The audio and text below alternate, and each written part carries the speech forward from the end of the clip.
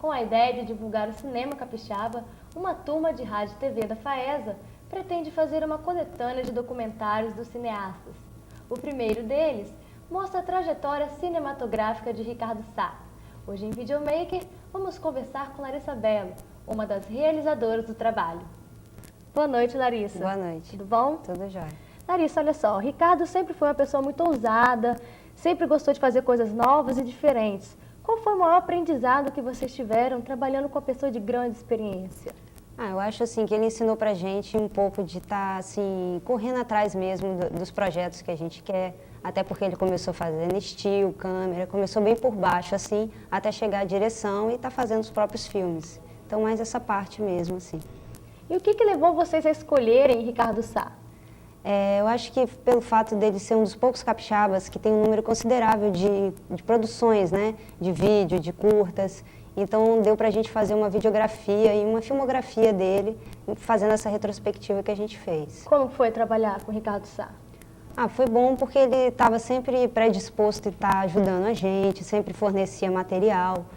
A parte de pesquisa, ele sempre estava, né, assim, disponível para estar ajudando a gente, né? E essa parte de material também, que ele tinha tudo e sempre forneceu para a gente, facilitou bastante o nosso trabalho. Larissa, vocês eram do segundo período e ainda não tinham muitas noções técnicas que pudessem ajudar a facilitar na hora de fazer o trabalho, né? Como é que vocês se viraram durante o processo? Como você falou, realmente a gente era segundo período, não tinha muita experiência prática, né?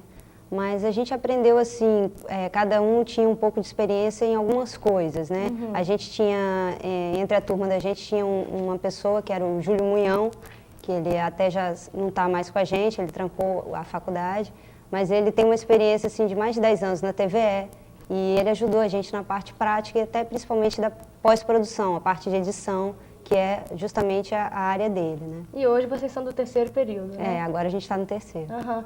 E como que foi trabalhar com uma turma, já que são muitas pessoas, né? Como é que foi trabalhar? No nosso caso, assim, a nossa turma é uma turma pequena, né? Na época acho que tinha umas 15, 16 pessoas, e isso ajudou bastante até para a gente estar dividindo a equipe, né? A gente fez uma equipe de pré-produção, uma equipe de pesquisa, uma equipe de pós-produção.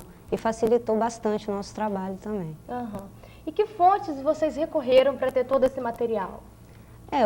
Como eu falei, o próprio Ricardo, né, serviu assim, de disponível. Foi contato direto com o Ricardo? Foi diretamente com ele mesmo, da gente estar buscando, e ele sempre emprestava material e sempre estava falando para a gente, já que era um vídeo sobre a obra dele, então ele que sempre fornecia as informações para a gente. E quando vocês escolheram Ricardo Sá, vocês já sabiam coisas relacionadas da vida, da profissão dele ou não?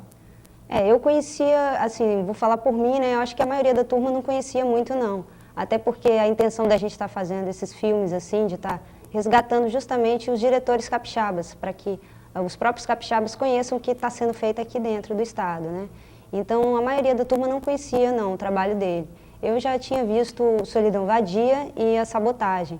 Né? Isso foi bom que acrescentou no trabalho de vocês. Com certeza, com certeza. Foi muito bom para estar divulgando o trabalho dele e assim como de outros capixabas também. Uhum.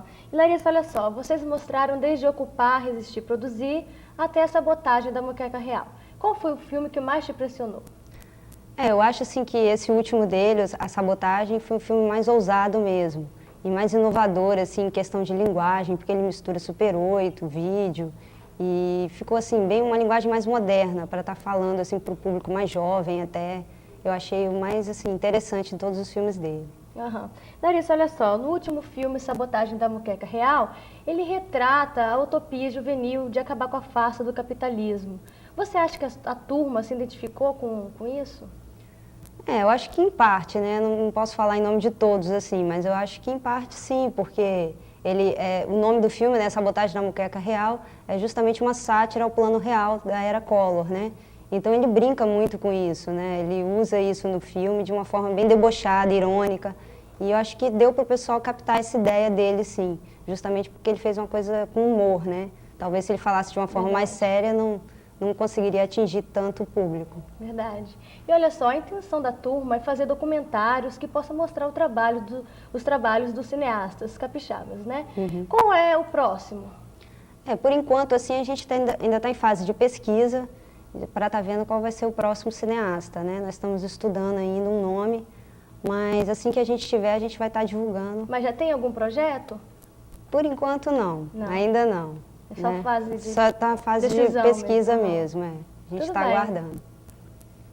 Bom, agora vamos para um breve intervalo e depois voltamos com o documentário Ricardo Sá, da Resistência à Sabotagem.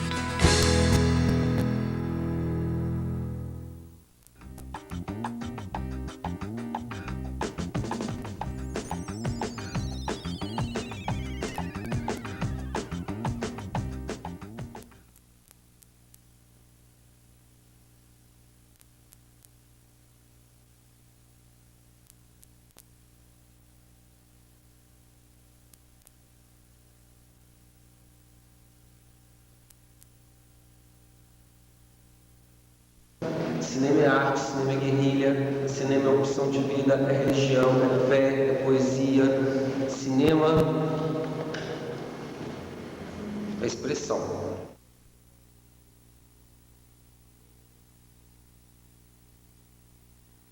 A gente começou a trabalhar no Ocupar, Resistir e Produzir logo quando eu cheguei de fora do Brasil. Eu tinha acabado de morar nos Estados Unidos um tempo, aí vim para Vitória, né, cheio de expectativa de trabalhar com imagem. E aí o Clóvis me chamou para trabalhar nesse filme. Para mim foi um choque muito grande, né? Eu tinha acabado de passar um tempo nos Estados Unidos, né? Tudo muito perfeito, né? American Way of Life. E de repente eu caio dentro de um assentamento de terra, uma coisa completamente louca para mim, assim. Então foi um choque, né? Muito grande. Me acordou para o que de fato era o Brasil. Que Brasil era esse que aquelas pessoas estavam tentando construir. E, de uma certa forma, a gente acaba se identificando com o trabalho deles, né? Com a tentativa de construção de um outro Brasil. E não houve uma preparação muito grande da minha parte. O Clóvis e o Rogério já tinham uma ideia do que ia ser filmado, e eu entrei mais realmente como câmera e entrevistas, mas mais como câmera. E a minha participação foi crescendo, e na época da edição é que eu realmente comecei a me envolver mais e mais, até assumir a co-direção do filme, né? Para mim é um retrato de uma época que cada dia se torna mais presente. A gente vê o Movimento Sem Terra cada dia mais e mais forte. E eu acho que o vídeo ele ainda tem um traço ainda de algo que na mídia a gente não encontra, né? Que é realmente assim, a identidade daquele povo, o que eles querem passar. Quando a gente assiste um telejornal, toda a imagem que é passada do Movimento Sem Terra é que eles são baderneiros, que eles invadem terra, né? Então essa era uma discussão muito verdadeira durante o processo da filmagem. O que era invadir e o que era ocupar? E é por isso que a gente decidiu de colocar o título do filme Ocupar, Resistir e Produzir, que é o lema do Movimento Sem Terra. Então, o filme eu acho que está cada dia mais atual e cada dia guardando mais ideias, mais mensagens de um processo que ainda é tão pouco conhecido pelo brasileiro. Foi um primeiro trabalho onde a proposta foi realmente comunitária. A gente ofereceu a eles a possibilidade deles estarem expressando o pensamento deles sobre a organização que eles fazem, como que funciona o assentamento, quais são as perspectivas, os conflitos na terra. A gente foi mais uma janela, uma porta, do que realmente como dizer, um jornalista, sabe?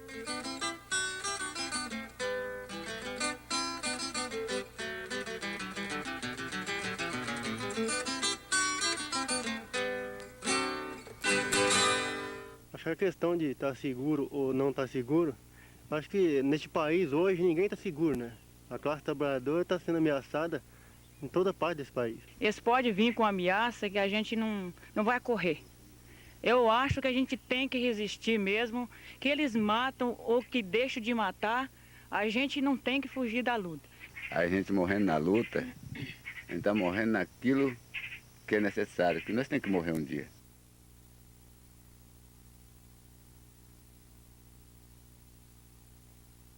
Quando a Luísa me convidou para o trabalho, ela já tinha concepção do que ela queria criar, né? Ela queria fazer um filme a partir de um conto que ela tinha escrito. E era um projeto que até já participou o Ricardo Nespoli, a Sueli Carvalho. E aí eu entrei e eu resolvi assumir o projeto com ela e realmente ir até o final, né? A gente então começou a trocar uma ideia e eu percebi que na cabeça dela o filme estava muito pronto. E então eu me dediquei mais a construir imageticamente o filme. O meu trabalho foi mais de filmar e de tentar então colaborar para a gente fazer um trabalho poético, que tivesse uma imagem agradável. Foi assim, parceria mesmo. A gente decidiu filmar em Super 8 porque já tínhamos feito algumas filmagens em Super VHS e o resultado tinha ficado muito aquém do que a gente pretendia. Então a gente bateu o pé e falou, não, vamos lá, vamos fazer Super 8 mesmo, que era a nossa única possibilidade de trabalhar com cinema, com película. E aí pegamos alguns colares de Piuma, né? Colar de concha, uma amiga minha argentina falou que venderia super bem. Enchemos a mochila de colar e fomos para a Argentina vendê-los. E aí a gente comprou os negativos e a câmera e voltamos para o Brasil para filmar. E durou 2 anos as filmagens. Foi um processo muito complexo, ninguém sabia nem mexer numa câmera Super 8. Foi muito difícil, mas a gente terminou, conseguimos o apoio da Lei Rubem Braga para finalizar esse filme. E aí estreamos e foi uma felicidade geral, o Sacramento gerou muitos comentários positivos. Foi considerado o filme da retomada do cinema capixaba. Eu acho que o Sacramento veio num momento justamente que havia um buraco aí nessa produção de cinema. E a gente acreditou que o projeto poderia ter uma repercussão, poderia mostrar que o Espírito Santo tinha um potencial, tanto em termos de locações, como em termos também de atuação, de interpretação, de técnicos, de artistas, né? A Luísa, principalmente, sempre foi uma pessoa que acreditou muito no potencial dela, no potencial de cineasta dela.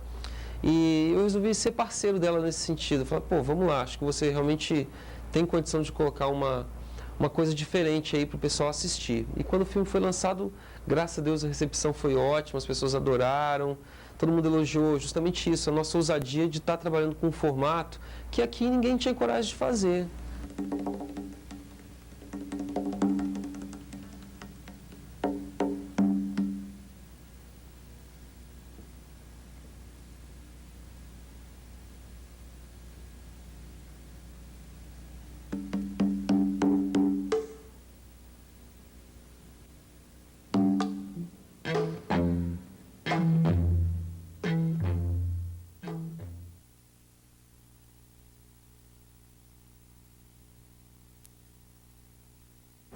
O Éden Dionisíaco, junto com o Lobinho, né, escreveu esse roteiro do vídeo Comida, Sexo e Morte.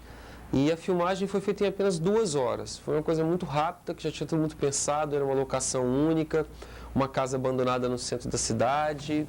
E acho que a ideia era fazer algo que comunicasse pela imagem, né?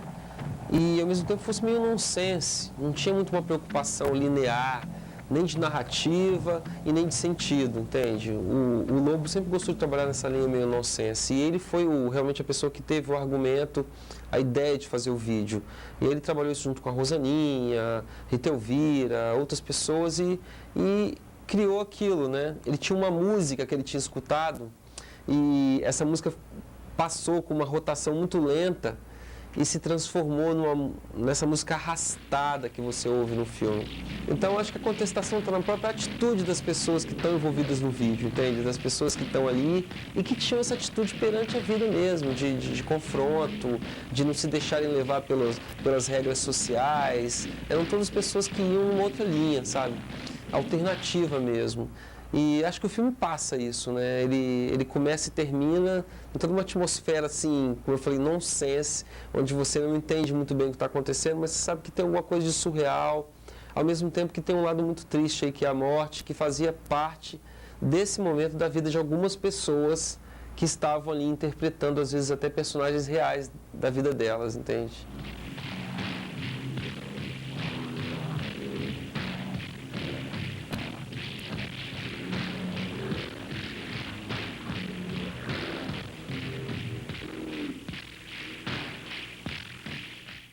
O Espírito Santo, para mim, é isso, é um pouco de cultura ribeirinha misturada com modernidade, mas eu, principalmente, venho da roça, então minhas referências são sempre essas, são nativas.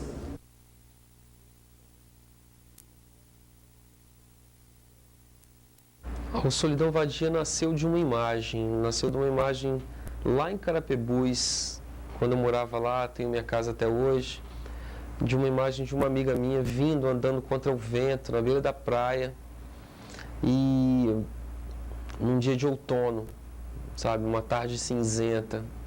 E aquela imagem marcou muito meu imaginário, né? Eu falei, pô, isso simboliza de alguma forma esse lugar, a minha relação com esse lugar. O Solidão Vadia, ele também tem alguns recursos que vêm do folclore capixaba. Quando eu pego, por exemplo, as máscaras de Congo, do Carnaval de Roda d'Água, e coloco como um símbolo aí do medo da personagem, né? Do imaginário dela, do medo que ela sentia de estar num lugar também para ela inóspito, eu acho que eu estou tentando traduzir esses meus fantasmas também, sabe? Eu acho que é o medo meio do diretor também.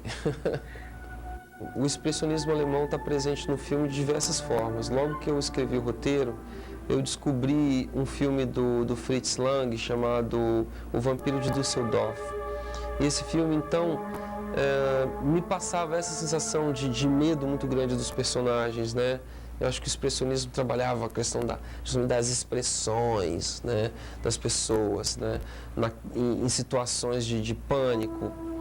Então eu quis mostrar naquele universo do preto e branco, de uma beira de praia, num momento que de repente poderia ser gostoso, se transformou numa tragédia.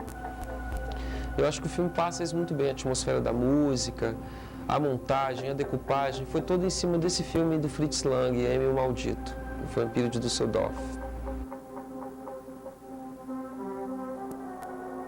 Deus Amar foi uma figura lá de Carapebus que viveu a história verdadeira daquela personagem, entendeu? Por incrível que pareça, aquela mulher que foi violentada em Solidão Vadia, que passou por aquilo tudo, aquela mulher, eu descobri numa fila de supermercado lá em Carapebus que aquela mulher existiu e que ela cometeu os mesmos atos no mesmo momento que eu estava escrevendo o roteiro. Então eu peguei vários elementos da personalidade da Deus Amar para que aquela mulher que aparece no filme pudesse ter características que até então eu não sabia quais eram, entendeu?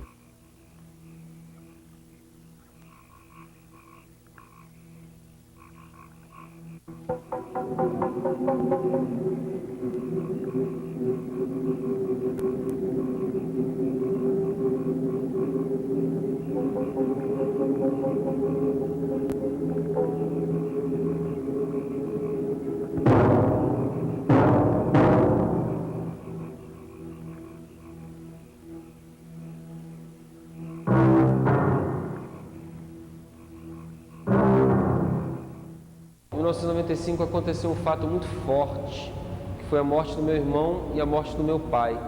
Isso na época modificou muito a minha forma de enxergar o cinema e de enxergar a vida.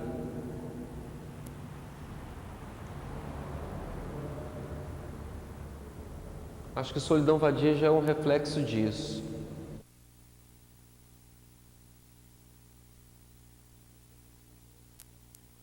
O filme Cruzando o Deserto Verde surgiu de um convite de uma ONG, Fase, né, que produziu o filme, me convidaram para poder dirigir esse documentário. Eles tinham conhecimento de que eu já tinha um projeto de fazer um longa-metragem sobre o tema. Eu comecei a desenhar todos os quadrinhos, já com as imagens prontas, tentando enxergar uma edição que pudesse revelar o universo dos impactados pela monocultura do eucalipto.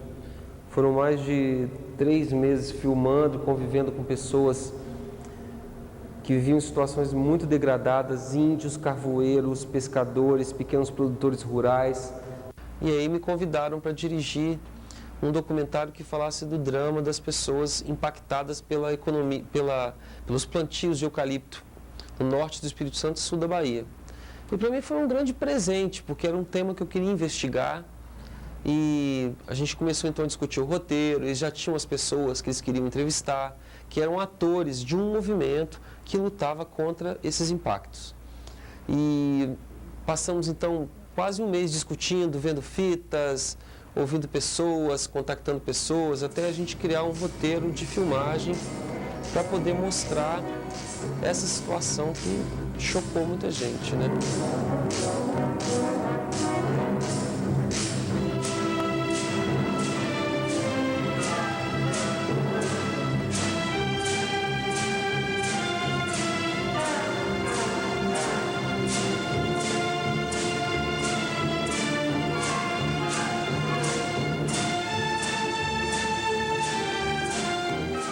Nós editamos o filme em 4 episódios e fomos nas cidades onde a gente tinha filmado, exibir o filme em praça pública e discutir com a população os aspectos do filme.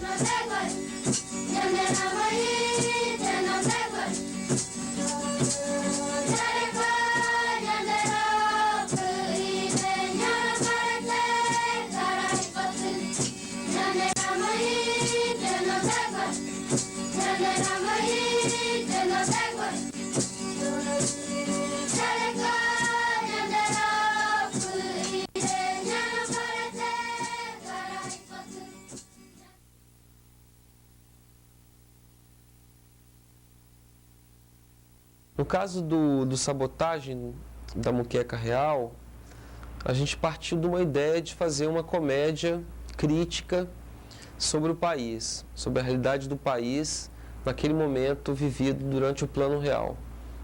E a Elaine Rovena trouxe a ideia de fazer uma coisa em cima da Jovem Guarda, e foi daí que eu tirei a ideia de fazer o filme sobre o Plano Real. Eu achava que o Plano Real, o Brasil que estava vivendo o Plano Real, era o mesmo Brasil que estava vivendo o pós-golpe 64 da época da Jovem Guarda. O Plano Real trouxe para a nossa família a segurança que eu tanto desejava.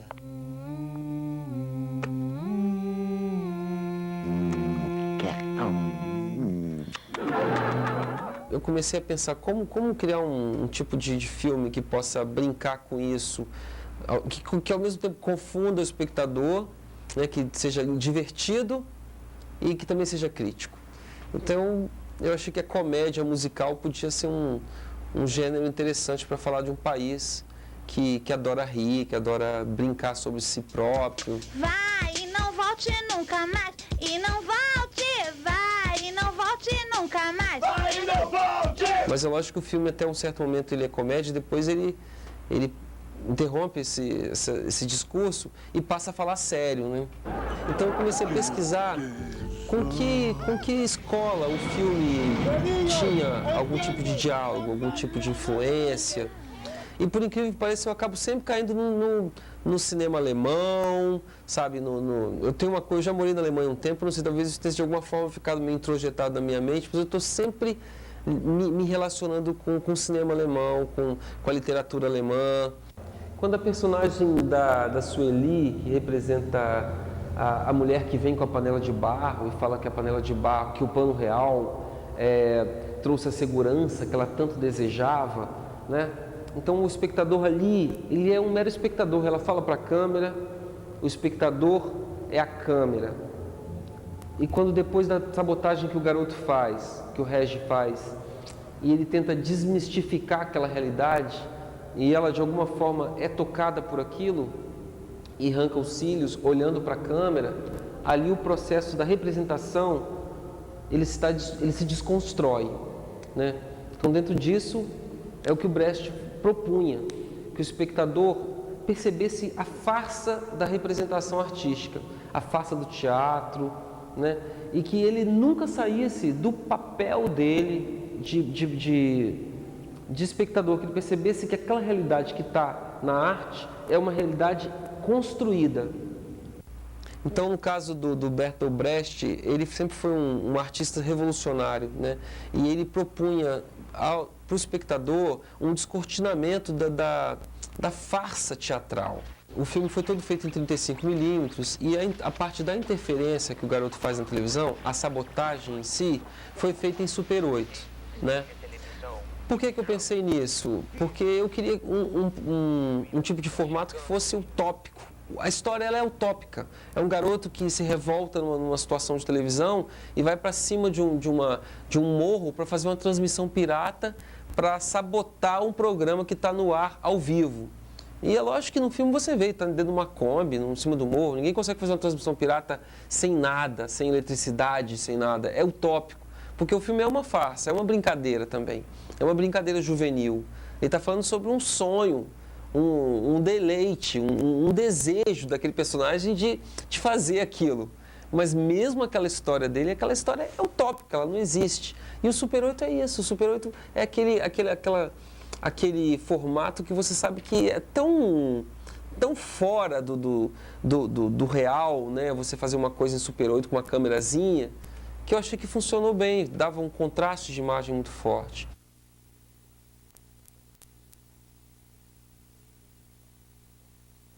Solidão Vadia e Tempestade de Acarrá, depois Sabotagem e Ação Direta na Capital Secreta. Eu acho que eu estou tentando experimentar sentidos diferentes de montagem, de como que a partir das mesmas imagens você pode construir um outro filme. Isso é qualquer coisa, né? Então o que eu pensei, eu tenho aqui uma cena, qual é a função da narração num filme? E se eu tirar a narração? O que o filme vira? E se eu, da narração séria, partir para uma narração de ficção científica? Será que funciona? Então, no caso do Sabotagem e Ação Direta, foi isso. No Sabotagem, você tem um narrador que é o protagonista da história. Ele conta a história, como aconteceu, né, cita fatos históricos e ele amarra o filme. Já no Ação Direta, eu tenho um narrador, mas é um narrador imaginário. Ele não existe na história. É um narrador de ficção científica. Entende? E transforma aquela história real numa história de ficção científica. Aí o filme ficou muito mais leve. Você vê o Ação Direta, você pensa que você está vendo uma brincadeira. Vencedora! Melissa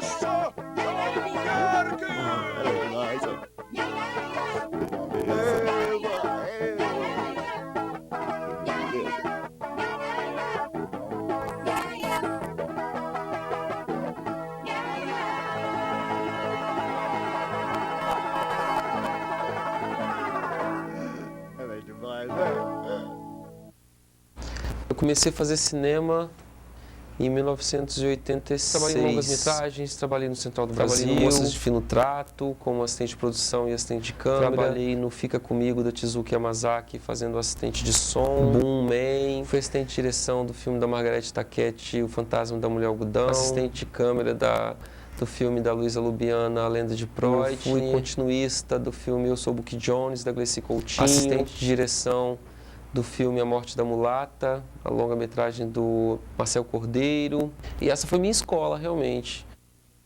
Valeu a pena, oh, oh, valeu a pena, oh, oh, pescador de ilusões, pescador de ilusões. Bom, Larissa, nosso programa chegou ao fim, mas eu agradeço muito a sua presença aqui no Videomaker.